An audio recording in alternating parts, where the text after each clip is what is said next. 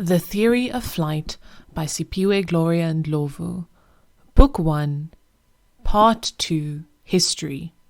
Jestina.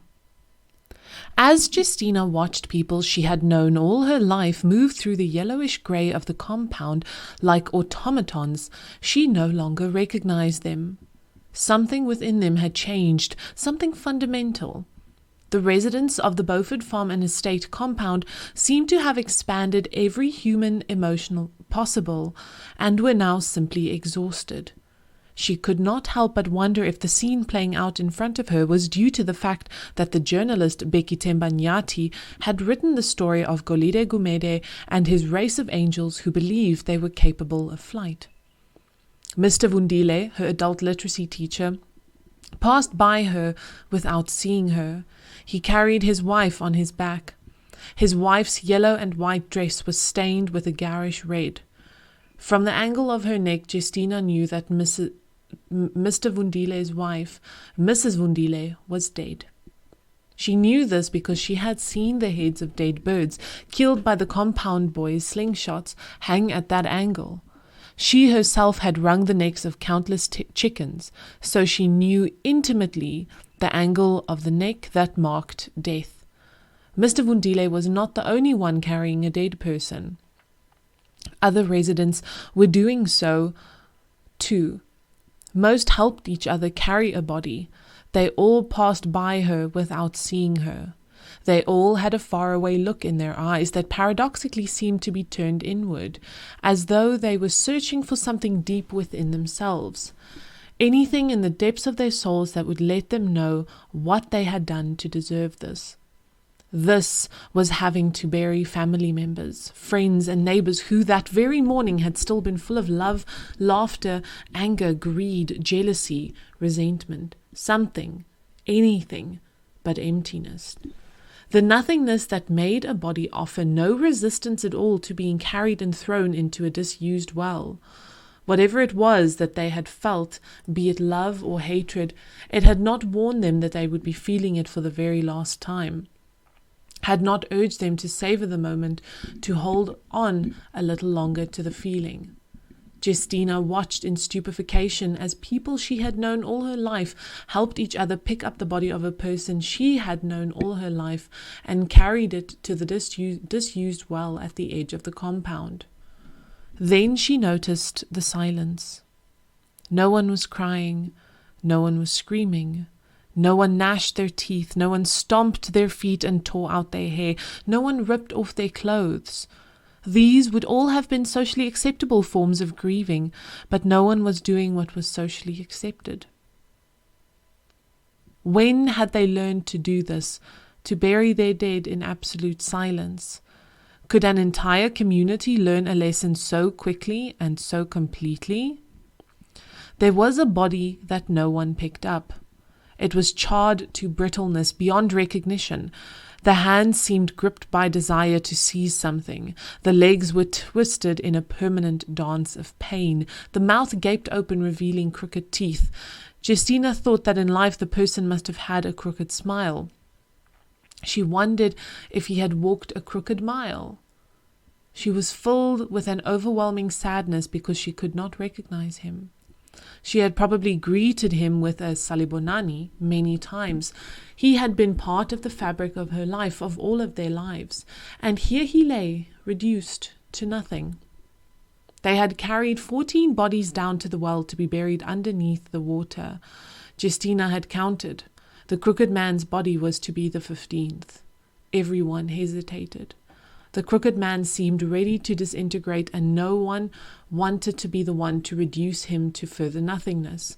Without saying anything, the surviving residents of the compound left the burnt remains alone and walked away. They went to their respective homes that were now broken, perhaps irreparably and irrevocably. Having no other choice, Jestina went home too. She entered the house through the kitchen and heard someone trying not to breathe. She turned to find Jeannie, terrified and trembling, in the corner. At some point, Jeannie must have decided to run to Marcus's grandparents' house. She must have found them sitting at the table in their kitchen cum dining room, the way Jestina had left them. opposite each other with a proper tea laid out between them. Good china, scones, biscuits and sandwiches. The only thing odd about the scene was that both Mr. and Mrs. Hadebe were slumped over, their heads resting on the table, which was so unlike them since they were always upright and true. They were also holding hands, which was also unlike them since they vehemently believed that displays of affection were unchristian. Jestina wondered if it was the fact that the Hadebes were slumped over so carelessly, or the fact that they were holding hands so openly that let Jeannie know that they were dead. Mr. and Mrs. Hadebe made the final death toll 17. Poison, rat poison in the tea, Jestina said in explanation as she went over to sit next to Jeannie. They made me do it, Jestina whispered. They made me put in while the Hadebes watched. Then they forced them to drink the tea, and then they just left them to die, and me to witness it. Although Jestina was not crying, she was too shocked and stricken to do so. Jeannie put an arm around her. It was the adult who was supposed to comfort the child. Jestina felt Jeannie was growing up before her time. She resented her having to do so. Why could these sojas in their red beret not leave them alone? I was in the sunflower field, Jeannie said. I saw the sojas coming. I heard the noise, the rat-tat-tat, the screaming, the smell of burning flesh. When they were leaving, they stopped their army truck next to the field. One of them got out and lit a cigarette. He struck another match. I think he meant to set the field on fire, but another soja, the one driving the truck, asked him what the sunflowers had ever done to him and told him to put out the match. The other soja did as he was told and then got back into the truck. I ran here to the Hadebes. I found this. Eventually, the adult put her arm around the child. They played Don Williams, Jestina whispered, her voice trembling as though this was the real horror of the story. They actually put Don Williams on the gramophone and then did what they did. Jestina looked at Jeannie, her eyes searching. How could anyone who listens to Don Williams do such a thing? They probably didn't know that we also love Don Williams, Jeannie said, sounding almost certain. If they had known, they wouldn't have done this. They wouldn't have done any of it. It almost made perfect sense. Jestina looked at Jeannie with pity. Oh, they knew. They knew we loved Don Williams. They knew, and still they did this. At some point, Jestina and Jeannie must have fallen asleep because a loud bang woke them up. Someone was knocking on the door. Before they could fully comprehend what was happening, the door was flung open. Jestina and Jeannie shrank further into the corner. Someone shone a torch into the room. A handful of the compound's residents strode into the kitchen, but stopped short when they saw Mr. and Mrs. Hadebe slumped over the kitchen table, forever holding their peace. The torchlight was swiveled and found Jestina and Jeannie tucked away in the corner. What happened here? The torchbearer demanded. Jestina was about to answer truthfully, but Jeannie rushed to say, It was the sojas. They killed Mr. and Mrs. Hadebe with rat poison. There was silence. Then there was grumbling. Is that Golide's daughter? An angry voice inquired. Yes, the torchbearer answered. She needs to come out here. There was more grumbling. It sounded as if an argument was about to begin. Jeannie was about to stand up, but Jestina held her down. What do you want with the girl? Jestina asked. Who's asking? Jestina and Komalo. You're Elizabeth's friend. You need to come out as well. The grumbling outside got louder. None of this would have happened were it not for Golide. They were looking for him. They did this because of him, an angry voice outside called out. But the girl has done nothing, neither has Jestina, said someone else. They probably know where Golide and Elizabeth are. They can tell us. Where are your parents? The torchbearer asked. They flew away, Jeannie said. I told you, they ran away, the angry voice shouted. They knew the sojas were coming for them, and they ran away, and left us too. The girl needs to come out. Do you honestly think that if they knew the sojas were coming, they would have left their daughter behind? Not all parents are made the same. Some are made to leave their children behind. It is simply not true that the soldiers came here for Golide. Things like this, like what happened here today, have been happening throughout the region for years. We all know this, a voice said, trying to reason. Did you hear them specifically ask for him by name? Did you hear them shout, "Where is Golide Gumede?" You are a liar if you say that you did not. How many of us were asked if we were hiding him? I was. If he had been here when the soldiers came, none of this would have happened. They would have taken him away, and that would have been the end of that. My son, Sikhumbuzo, would be alive and listening to a story around a fire right now, not in the well. This is all Golide's fault. I think they would have done what they did anyway. They just needed an excuse to justify their actions. Golide was that excuse. But they have been talking about unity for months, talking about peace. Perhaps they only did so to make us relax, to lull us into a false sense of security, to catch us unawares. I don't care about unity, I don't care about peace. All I care about is that they asked for Golide Gumede by name, the angry voice said.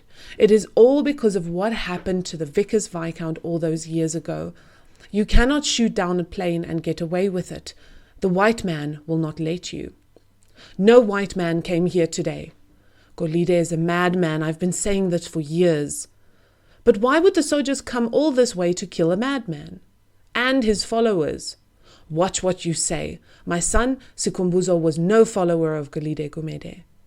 I saw your son with my own eyes touching those giant silver wings and looking at them like he had seen the glory.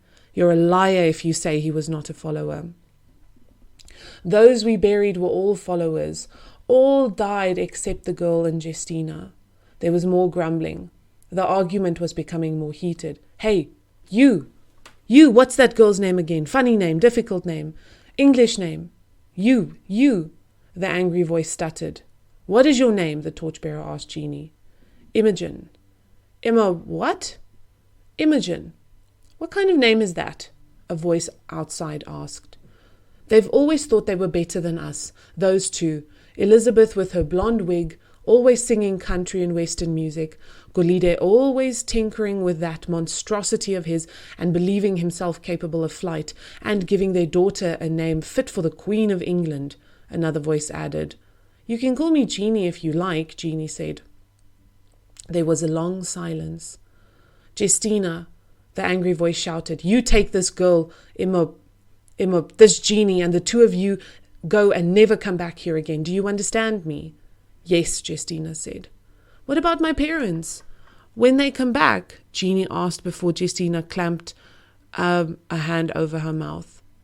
You don't need to worry about them, the angry voice said with uncharacteristic calmness.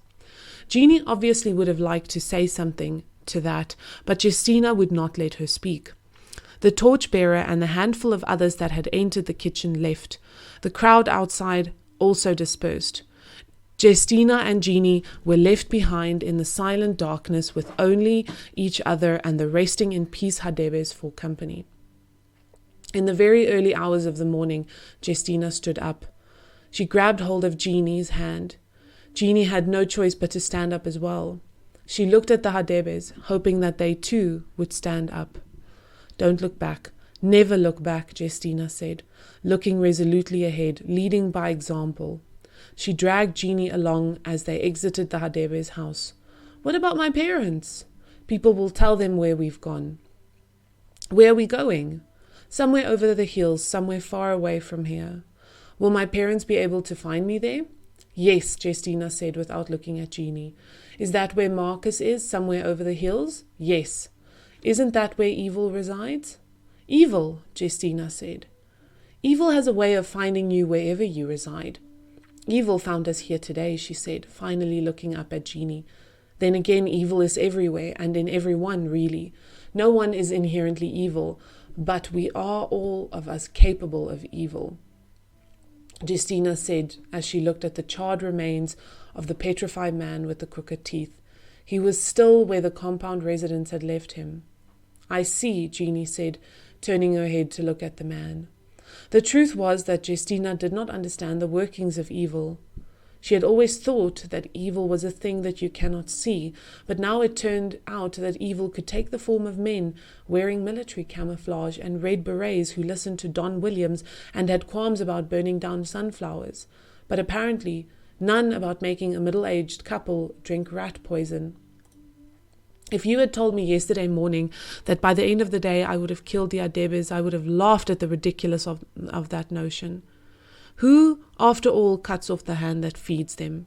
And yet here I am, here we are, Jestina sighed, leading Jeannie towards the charred man.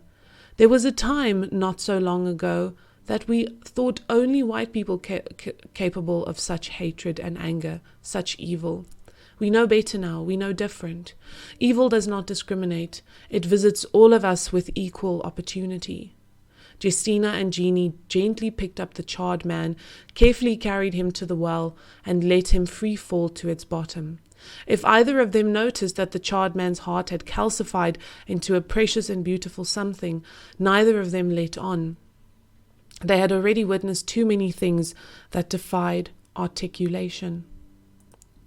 Jestina allowed them to make one stop, the Gumedes' home. They entered the house. It had been ransacked. The sofa cushions and mattresses had been bayoneted and gutted. Pots and pans cluttered on the floor. There was a broken glass everywhere because the windows had been smashed quite unnecessarily. The sight of Golide's Love More Majavana LP collection crushed into 1,000,000 vinyl pieces that could never be put back again broke Jestina's heart. Golide always listened to Love More Majavana when he was working on his silver wings. It was almost as if the Sojas knew that and therefore let loose their fury on the vinyl. This was destruction simply for destruction's sake. Jestina watched as Jeannie pulled down a ladder and used it to climb into the ceiling. This would have surprised Jestina, but nothing could or would ever surprise her again. Jeannie re-emerged moments later carrying in one hand a suitcase that she had obviously packed for exactly such a moment in her life, and in the other, Penelope and Specs. We should not let this change us, Jestina said with authority as she took hold of Jeannie's hand. If we let it change us, then they will have won. As they walked past the sunflower field, Jeannie ran a hand over the closest stalks. This is not an ending of my choosing. From now on, I will choose my own endings, she said. There was a conviction and determination in Jeannie's voice that made Jestina believe her. Holding hands and watching the day breaking, Jestina and Jeannie waited for the Mackenzie bus that would carry them from the Beaufort farm and estate.